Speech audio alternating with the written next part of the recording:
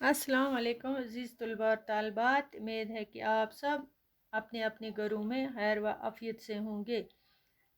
بہارستانی اردو ہماری کتاب کا نام ہے، یہ 7ویں جماعت کی کتاب ہے۔ آج ہم پڑھیں گے اردو، مضمون ہمارا ہے سری نگر سے کرگل تک۔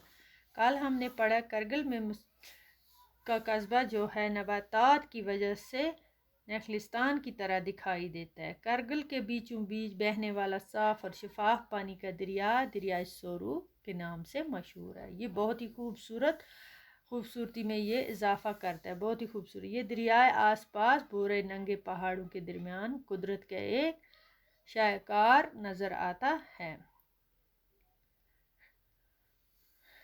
اس دیہات میں رہنے والے لوگوں کو عام ضروریات کی چیزیں حاصل کرنے کے لیے کرگل ہی آنا پڑتا ہے۔ تو بچوں، ہم پڑھیں گے اس کے آگے آج کہ کرگل میں مسلمان لوگ بدھ آباد ہیں، بدھ اور مسلمان آباد ہیں۔ ان کا لباس جو ہے، رہن سہن ہے، ایک جیسا ہے۔ یہاں کے لوگ بدھی، پر کی اور بلتی یہ زبانوں کے نام بولتے ہیں، البتہ اکثر لوگوں کی زبان بلتی ہے۔ کچھ لوگ دردی یا شینا بھی بولتے ہیں۔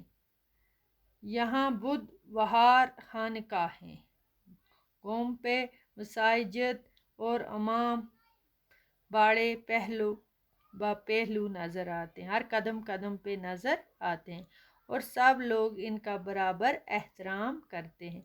یہاں کا محسوس لباس جو ہے لمبا چوگا ہے، چوگا اسے کہا جاتا ہے۔ وہاں کا جو مشہور لباس ہے، محسوس لباس جو ہے وہاں کا، وہ گونچا ہے، جیسے گونچا کہا جاتا ہے، چوگا جیسا ہے اسے گونچا کہا جاتا ہے۔ عورت اور مرد دونوں ہی اس گونچے کے ساتھ کمر بند کا استعمال کرتے ہیں۔ کمر کو بھی بیلٹ جیسا باندھتے ہیں، عورتیں بھی اور مرد بھی۔ بچوں، وہاں کا یہ جو ہے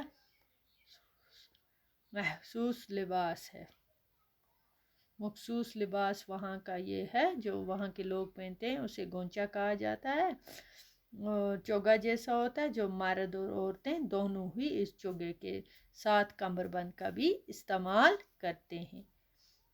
ملک کے دیگر حصوں کے ساتھ میل جول اور ثقافتی اثرات کے تحت نوجوان جو ہیں جدید یورپی انداز کے لباس، مثلاً پتلون، کوٹ، جیکٹ اور جینز بھی پہنتے ہیں، لیکن پھر بھی لوگ مہذب، تہذیبی اور ثقافتی قدرت کا لحاظ رکھتے ہیں۔ ٹھیک ہے بچوں، آج یہ فائنل ہو گیا یہ لیسن۔ ہم نے اس کے سوال جوابات لکھے ہیں پہلے ہی، تو یہ میں نے آپ کو یہ بھی لکھائے ہیں، اس کے معنی بھی۔ بچوں، اس میں کچھ ہیں مشکل الفاظ، وہ پھر سے آپ اپنی کاپی پہ نوٹ کرنا یا آپ کی کتاب پہ دے کے ہیں۔ زیر تعلیم ہے کچھ جو تعمیر ہو رہا ہو۔ صحت افزا مقام، صحت کو بنانے والی جگہ، تندرست کے لیے مفید جگہ، تندرستی کے لیے سر با فلک ہو گیا، بہت اونچا، بہت بلند، آسمان کو چھونے والا۔ بلاور ہو گیا، شیشے کی طرح ایک چمکدار جوہر کا نام ہے، صاف شفاف، اس میں پانی پر دیا گیا تھا۔ درہ ہو گیا، دو پہاڑ کے درمیان کا راستہ۔ تیرتھ استان ہو گیا، مقدس مقامات، زیارت گاہ کو کہتے ہیں۔ مرغزار، سرسبز میدان، چراگاہ۔ برف پوش، برف سے ڈھکے ہوئے۔ چٹیل، وہ درمیان جہاں کوئی گھاس یا درخت نہ ہو۔ نباتات، نباتات کی جمع ہے، نباتات ہو گیا، نبات کی جمع، پودے، سبز، ترکاری۔ جدید طرز، نیا ڈھنگ، نیا طریقہ۔ ایندھن، جلانے کی چیزیں، لکڑی۔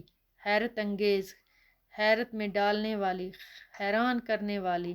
شمسی توانائی، یہ بھی سبق میں آئے ہیں سارے الفاظ، دھوپ سے حاصل ہونے والی طاقت کو بولتے ہیں۔ واسطے کشش، کشش کی جگہ۔ پسماندہ ہو گیا، پچھڑا ہوا، پیچھے رہ جانے والی جگہ۔ تو بچوں، امید کرتی ہوں یہ آپ اس کو اچھی طرح سے پڑھ لیں گے، نوٹ بھی کریں گے۔ خدا حافظ۔